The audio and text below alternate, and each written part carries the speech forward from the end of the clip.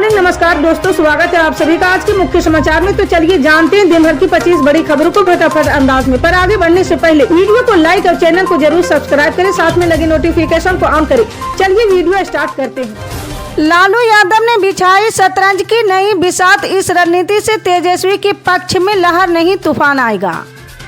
आपको बता दें कि बिहार विधानसभा चुनाव 2025 का आगाज हो चुका है। राजनीतिक दल अपने अपने एजेंडा सेट करने में जुट गए हैं। एनडीए ने जहां अपना एजेंडा लागू कर दिया, वहीं राजद भी एक से बढ़कर एक मुद्दे उठा रही है। जी हां, राजद नेता तेजस्वी यादव ने सरकारी नौकरियों में 65% आरक्षण लागू करने का मुद्दा उठाकर एक बार फिर 2015 और 2020 के चुनाव की याद दिला दी। जी हां, तेजस्वी यादव ने राज्य के युवाओं से ऐसा युवा नेता को वोट देने का आह्वान किया जो उनकी जरूरतों और आकांक्षाओं को समझता हो। तेजस्वी लगातार कह रहे हैं कि नीतीश कुमार ने अपने 20 साल के शासनकाल में बिहार की 2 पीढ़ियों को बर्बाद कर दिया और अगर उन्हें फिर मौका मिलता है तो वो तीसरी पीढ़ी को भी बर्बाद कर देंगे। ऐसे में तेजस्वी यादव ने नौकरी, डोमिसाइल और आरक्षण का मुद्दा उठाकर क्या बड़ा दांव खेला है। जी हां, तेजस्वी यादव नीति आयोग का हवाला देकर कह रहे हैं कि बिहार में प्रति 1 लाख छात्रों पर केवल 7 कॉलेज हैं। नीतीश कुमार अपने भाषणों में बता रहे हैं कि बिहार के कुल 534 ब्लॉकों में से लगभग 400 ब्लॉकों में एक भी डिग्री कॉलेज नहीं है। ऐसे में अगर आपको नौकरी, रोजगार और गुणवत्तापूर्ण शिक्षा चाहिए तो मौजूदा सरकार को बदलना होगा।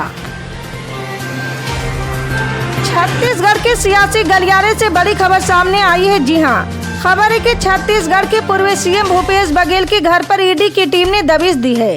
बताया जा रहा है कि ईडी की टीम 4 गाड़ियों में उनकी भिलाई पदुम नगर स्थित आवास पर दबिश दी। जी हां, बता दें कि भूपेश बघेल सहित छत्तीसगढ़ कांग्रेस के कई नेता लंबे समय से ईडी की रडार में हैं और कई स्थानों पर छापेमार की कार्रवाई लगातार जारी है। जी हां, इस पूरे छापेमारी की खबर के बाद अब कांग्रेस ने भी मोर्चा संभाल लिया है। छापेमारी की खबर मिलते ही कांग्रेस नेता पवन खेड़ा ने ट्वीट करते हुए भाजपा पर जोरदार निशाना साधा है। उन्होंने लिखा कि आज जब संसद का सत्र शुरू हो रहा है, चारों तरफ से घिरी हुई भाजपा ने हेडलाइन बदलने के लिए देश का ध्यान टैरिफ, गिरती हुई अर्थव्यवस्था, वोटर लिस्ट फ्रॉड आदि से भटकाने के लिए आज सुबह से ही कांग्रेस के वरिष्ठ नेता श्री भूपेश बघेल जी के घर पर ईडी द्वारा रेड करवा दी। भाजपा को समझ लेना चाहिए कि वो ना कांग्रेस को रोक पाएगी, ना हमारे किसी भी नेता को, ना डरे हैं और ना ही डरेंगे।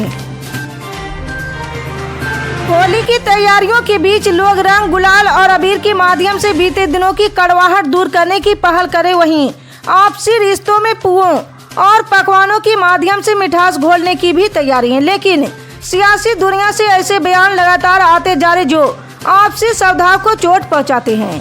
जी हां, इसी कड़ी में अब नया बयान बिहार में भारतीय जनता पार्टी के एक विधायक का आया है, जिन्होंने होली में रंग, गुलाल और अबीर की बिक्री मुस्लिम समुदाय के लोगों को नहीं करने की नसीहत दी है। जी हां, भाजपा के विधायक हरिभूषण ठाकुर बचौल ने बड़ा बयान देते हुए कहा कि होली में रंग, गुलाल और अबीर की बिक्री मुस्लिम समुदाय के लोग ना करें। रंग गुलाल लगवाने से मुसलमानों को परहेज होता है तो बिक्री क्यों करते हैं। बिहार के पूर्णिया से सांसद पप्पू यादव ने कल रविवार को बेगूसराय में मीडिया से बातचीत के दौरान आगामी विधानसभा चुनाव को लेकर एक बड़ा दावा किया है। जी हां, पप्पू यादव ने स्पष्ट कहा है कि आगामी बिहार विधानसभा चुनाव कांग्रेस के नेतृत्व में लड़ा जाएगा और चुनाव जीतने के बाद मुख्यमंत्री पद के उम्मीदवार पर फैसला लिया जाएगा। महागठबंधन में मुख्यमंत्री के उम्मीदवार पर पूछे गए सवाल का जवाब देते हुए उन्होंने कहा कि इस मुद्दे पर अभी कोई निर्णय नहीं लिया गया है और सभी नेताओं के बीच चर्चा के बाद ही ये तय किया जाएगा कि मुख्यमंत्री कौन होगा। जी हां, पप्पू यादव ने कहा कि हमारे लिए सबसे महत्वपूर्ण बात यह है कि कांग्रेस के नेतृत्व में चुनाव लड़ा जाएगा। मुख्यमंत्री का उम्मीदवार कौन होगा ये बाद में तय होगा। राहुल गांधी, सोनिया गांधी, लालू जी माले और प्रियंका गांधी जैसे नेता इस पर चर्चा करेंगे और चुनाव के बाद तय करेंगे कि मुख्यमंत्री कौन बनेगा। पप्पू यादव ने महागठबंधन में तेजस्वी यादव को मुख्यमंत्री के चेहरा घोषित करने पर भी सवाल उठाए और कहा कि मैं नहीं समझता कि महागठबंधन में किसी को भी नेता घोषित कर चुनाव लड़ने की परिपाटी रही। गठबंधन में कांग्रेस सबसे बड़ी पार्टी होगी और चुनाव में उसकी बड़ी भूमिका रहेगी। बिहार में हाल ही में हुए बागेश्वर बाबा के दौरे पर पप्पू यादव ने कड़ी प्रतिक्रिया दी है। लोकसभा में नेता प्रतिपक्ष राहुल गांधी ने विभिन्न राज्यों में मतदाता सूचियों में कथित गड़बड़ी का मुद्दा सदन में उठाया। इस पर सदन में चर्चा की मांग की। जी हां, सदन से बाहर महाराष्ट्र चुनाव के बाद कांग्रेस पार्टी ने मतदाता सूची में हेराफेरी का आरोप लगाया था। फिर दिल्ली विधानसभा चुनाव के वक्त आम आदमी पार्टी ने वोटर लिस्ट में फर्जी मतदाताओं को शामिल करने की मुद्दा उठाया था। जी हां, बीते दिनों पश्चिम बंगाल के मुख्यमंत्री ममता बनर्जी ने कथित सबूत के साथ इस मुद्दे को उठाया था। ममता बनर्जी ने कहा था कि एक ही एपिक नंबर पर कई मतदाता रजिस्टर हैं। ये चुनाव आयोग के स्तर पर की गई गड़बड़ी है। तब से ये मुद्दा राजनीतिक मैदान और देश के संसद में छाया हुआ है। हालांकि सदन के बाहर ममता बनर्जी और कांग्रेस पार्टी की राह अलग अलग हैं। जी हां, ममता बनर्जी ने पश्चिम बंगाल में खुद को इंडिया गठबंधन से अलग रखा हुआ है, लेकिन सदन में इस मुद्दे पर विपक्ष एकजुट दिखा।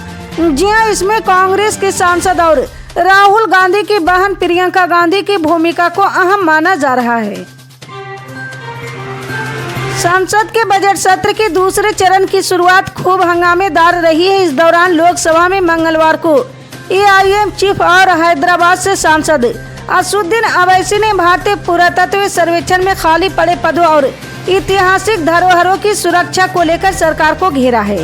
अवैसी ने कहा कि देश की ऐतिहासिक इमारतें बदहाल होती जा रही है, लेकिन सरकार इस पर ध्यान नहीं दे रही। उन्होंने आरोप लगाया है कि ASI अब हिंदुत्व विचारधारा की कठपुतली बन चुका है और अपनी जिम्मेदारियों को सही तरीके से नहीं निभा रहे हैं। जी हां, अवैसी ने ताजमहल की स्थिति पर चिंता जताते हुए कहा कि जल की रिवाज हो रहा है, ताजमहल में दरारें आ गई। उन्होंने ASI में स्टाफ की भारी कमी का मुद्दा भी उठाया और पूछा है कि इतने महत्वपूर्ण विभाग में खाली पद क्यों नहीं भरे जा रहे हैं। जम्मू कश्मीर के गुलमर्ग में आयोजित एक फैशन शो को लेकर जमकर बवाल हो रहा है। आरोप लग रहे हैं कि रमजान के पाक महीने में कोई ऐसा शो कैसे आयोजित कर सकता है। यहाँ तक कहा गया कि अब इस मामले की जांच की जाएगी, 24 घंटे के अंदर में रिपोर्ट दी जाएगी। असल में गुलमर्ग की एक प्राइवेट रिजॉर्ट में यह फैशन शो आयोजित हुआ था। जो वीडियो सामने आए हैं उन्हें देख पता चले कि रैंप वॉक किया गया था। वेस्टर्न और दूसरे आउटफिट में फोटो क्लिक हुए थे। जी हां, अब जम्मू कश्मीर विधानसभा में ये मुद्दा उठा है। नेताओं का तर्क है कि रमजान जैसे महीने में जब लोगों का रोजा चल रहा है, ऐसी अश्लीलता को बर्दाश्त नहीं किया जा सकता है। CM उमर अब्दुल्ला ने तो पहले इस मामले की जानकारी न होने की बात कही थी, लेकिन बाद में उन्होंने दो टूक बोला है कि विस्तृत जांच की जाएगी और ऐसे कार्यक्रमों को तो रमजान के किसी भी महीने में इजाजत नहीं दी जा सकती है। CMO ऑफिस ने भी कहा है कि 24 घंटे के अंदर में एक रिपोर्ट मांगी गई है। साल 2025 का पहला पूर्ण चंद्र ग्रहण को लगने में सिर्फ 2 दिन बाकी रह गए।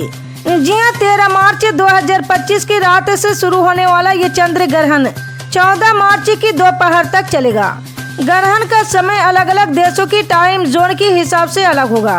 पूर्ण चंद्र ग्रहण तब होता है जब चंद्रमा पृथ्वी की छाया के सबसे अंधेरे हिस्से, जिसे उपछाया के रूप में जाना जाता है, वहां से गुजरता है।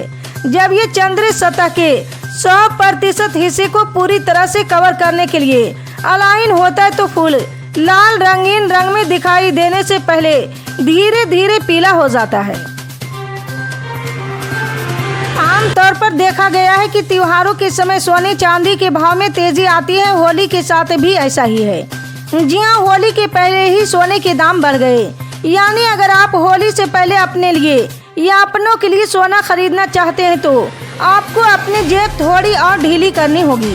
जी हां, दिल्ली में आज 24 कैरेट सोने की कीमत 86,220 रुपये प्रति 10 ग्राम। वहीं 24 कैरेट सोने की कीमत अन्य मेट्रो सिटीज जैसे कोलकाता, मुंबई और चेन्नई में 86,100 रुपये प्रति 10 ग्राम है। जी हां, 86,220 रुपये प्रति 10 ग्राम और 86,470 रुपये प्रति 10 इसी तरह की पल पल के अपडेट जानने के लिए जुड़े रहे हमारे MSP न्यूज के साथ। मिलते हैं अगली बड़ी खबर में, तब तक के लिए जय हिंद। इसी